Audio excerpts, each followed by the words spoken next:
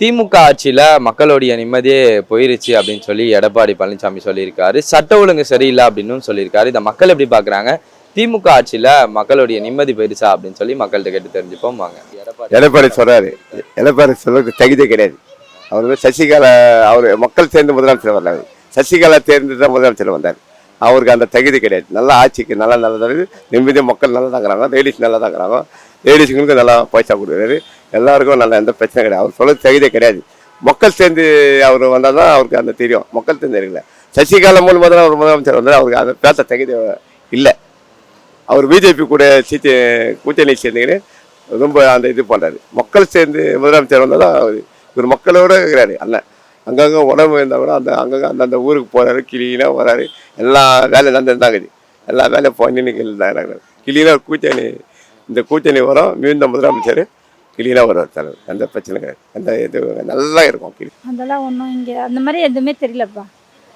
எல்லாம் பாதுகாப்பாகவும் நம்மளும் ஒரு பாதுகாப்பாகவும் இருக்க வேண்டியதுதான். பாதுகாப்பு இல்லாமலாம் எதுவும் இல்லை. அவங்க சொல்கிறாங்கன்ட்டு அது ஆட்சியை அவங்க ஒருத்தருக்குள்ளே ஆட்சிக்கோசம் இந்த மாதிரி எது வேணால் சொல்லலாம்ல. இல்லையே அந்த மாதிரி ஒன்றும் பாதுகாப்பு இல்லாத மாதிரிலாம் இல்லையே. பாதுகாப்பாக தான் இருக்குது.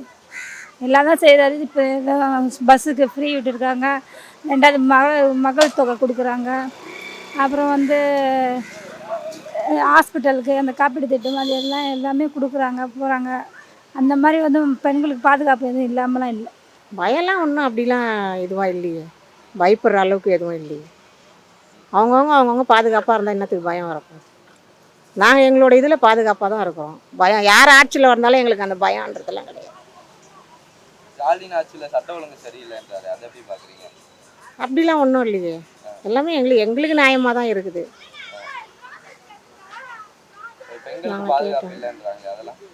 பெண்கள்லாம் நாங்களாம் 1 மணி 2 மணி கூட நாங்களாம் போகிறோம். வெளியில் ஃப்ரீயாக தான் போகிறோம் வரோம். நாங்களாம் சொல்லலாம். எங்களுக்கும் பசங்க இங்கே எல்லாம் ஃபுல்லாக ஒரு அமக்கலம் பண்ணுறாங்க. எல்லாம் செய்கிறாங்க.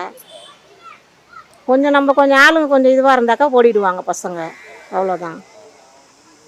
சட்டம் வாங்கினா நம்மளுக்கு நம்ம தான் பாதுகாப்பு. போலீஸ் நம்ம பின்னாடியே வருமா? அரசாங்கம் நம்ம பின்னாடியே வருமா?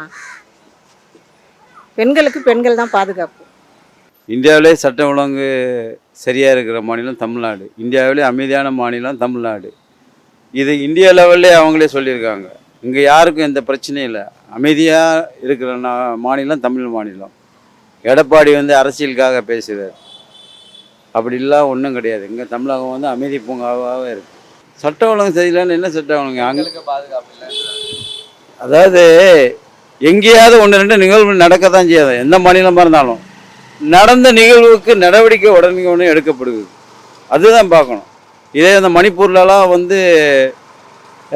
பெண்களை ரொம்ப நிர்வாணப்படுத்தி அடித்து இழுத்துட்டு போனாங்க. இது வரைக்கும் எந்த நடவடிக்கையும் இல்லை.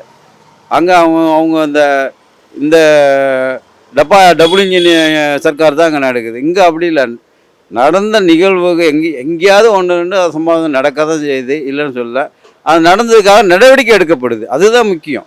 நடவடிக்கை எடுக்காமல் இருந்தால் சட்ட ஒழுங்கு சரியில்லைன்னா எந்த பிரச்சனை நடவடிக்கை எடுக்கலை அதை சொல்லணும். அவங்க நடவடிக்கை எடுக்கிறாங்க, பக்காவாக இருக்குது, எந்த பிரச்சனையும் கிடையாது. நம்ம முக ஸ்டாலின் அவர்கள் பார்த்தோன்னா எல்லாருக்கும் நல்லது தான் பண்ணுறாரு. இப்போ ரீசெண்டாக எல்லா தாய்மார்களுக்கும் 5000 ரூபா கொடுத்தாரு. அதால் எவ்வளோ ஹாப்பியாக இருக்கிறாங்க. எல்லாமே ஓகே. இப்போது என்ன பயம், இவரோட ஆட்சியில் என்ன பயம் இருக்குது? பயம் என்றதே ஒரு இதுவும் இல்லையா? ஸோ எல்லோரும் நல்லா ஹாப்பியாக எல்லோரும் நல்லா தான் இருக்காங்க. இதில் எந்த ஒரு பிரச்சனையும் இல்லையே மக்களுக்கு எல்லாமே. ஸோ இப்போது எடப்பாடி அவர்களோட ஆட்சி வந்தால் தான் நாங்கள்லாம் பயப்படணும். எதுக்காக பயப்படணும் அப்படின்னா, டைரெக்டாக ஒரு கூட்டணி யார் கூட வைக்க போகிறாரு, யார் கூட போக போகிறாரு, அதுக்கு அதர் ஸ்டேட்லாம் எப்படி பாதிக்கப்படுது, அதே பாதிப்பு நம்ம தமிழ்நாடுக்கும் கண்டிப்பாக ஆகணுமா? ஸோ அவரோட ஆட்சியில் பயப்படணுமா இல்லை நம்ம இந்த ஆட்சியில் பயப்படணுமா சொல்லுங்கள். பாதுகாப்பு இல்லை அப்படிங்கிறத நம்ம தான் பெண்களும் கொஞ்சம் பாதுகாப்பாக நடந்துக்கணும். தன்னை மீறியும் போகக்கூடாது. அது போகிறதுக்கு மீறியும் அப்படி இருந்தால் நம்ம அவங்க என்ன பண்ணுவாங்க? எல்லாம் அவங்க மேலேயே சொல்ல முடியுமா? திமுக ஸ்டாலின் மேலேயே சொல்ல முடியாது இல்லையா? இவங்க தான் இவரால் தான் அவர் ஒன்றே சொல்லி கொடுக்கல. இது மாதிரி பண்ணுங்க போங்க வாங்க அப்படின்னு சொல்லிட்டு அப்படி ஒன்றும் அவர் சொல்லி கொடுக்கல. நம்மளும் கொஞ்சம் பொம்பளைங்க கொஞ்சம் பாதுகாப்பாக இருக்கணும். சரி, என்ன நிம்மதி இல்லை? சட்ட ஒழுங்கு சரியில்லை, என்ன சட்டம் ஒழுங்கு சரியில்லை? சரி, பெண்களுக்கான பாதுகாப்பு இல்லை. சரி, ஜெயிலில் அப்பா புள்ள 2 பேர் ஜெயிலில் செத்தாங்களே, அது என்னாச்சு? அப்போ எந்த சட்டம் ஒழுங்கு என்னாச்சு சொல்லுங்க? இல்லை பொள்ளாச்சி செத்தாங்க 2 பேர், அப்பம் புள்ள 2 பேர் ஜெயிலில் செத்தாங்க, 3 ஆட்சி செத்தாங்க.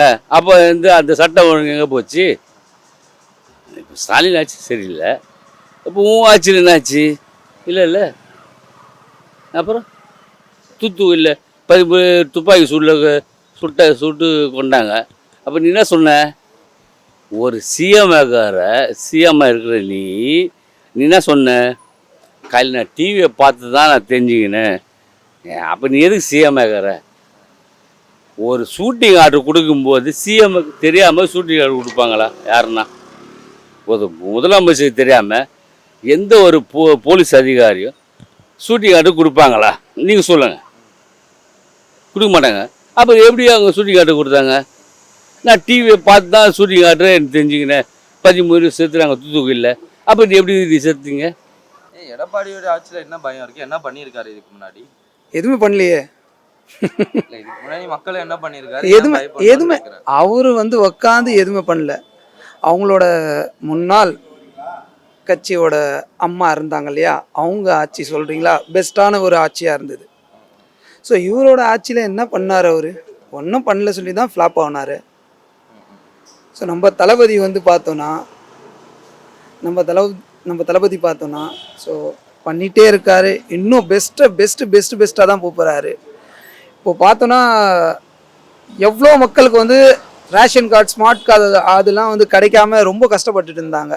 இப்போல்லாம் பார்த்தோன்னா எல்லாம் ஆன்லைன், ஈஸியான முறையில் போனோமா, ஆன்லைனில் வேலையை முடித்தோமா, ரேஷன் கார்டு வாங்கணுமா, எல்லா வசதியும் பண்ணியிருக்காரு. இதுக்கு மேலே என்ன வேணும் உங்களுக்கு சொல்லுங்கள்?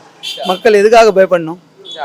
எங்களை சட்ட ஒழுங்கு சரியில்லைன்ற அது எடப்பாடி சொல்லவே அவர் அதுதான் வேலையை. எதிர்கட்சி சொல்லி தான் ஆகணும். அதுக்கு தான் இதெல்லாம் நாங்கள்லாம் இதில் கேட்டுக்கினே எல்லாம் கிளீன். அதுக்கெல்லாம் நம்ம பயப்படக்கூடாது. கட்சி நல்லா இருக்குது, சட்டம் நல்லா இருக்குது, நல்லா வேணும் சொல்லுதான் இருப்பாங்க. அதான் நீ முதலமைச்சர் உன்னை மக்கள் சேர்ந்து வந்தால் பரவாயில்லையே. சசிகலா மூலமாக தான் நீ வந்த. இவர் மக்கள் சேர்ந்து வந்துக்கிறாரு. கிளீனாக இருக்குது விட்டு. சின்ன வயசுலேருந்து இருக்கிறாரு. இளைஞர்லேருந்து மிஸ்ஸால் அடி வாங்கினார் தளபதி. இந்திரா காந்தி அம்மா பீரியடில் பிரதமர் தலைவர் அப்போ முதலமைச்சர் இருந்தார். கழக தலைவர் முதலமைச்சர் இருந்தார். அவரு கூட பெத்த புள்ளல் பார்க்கல. என் பையனை மிஸ்ஸால் எடுத்துன்னு போவோம்.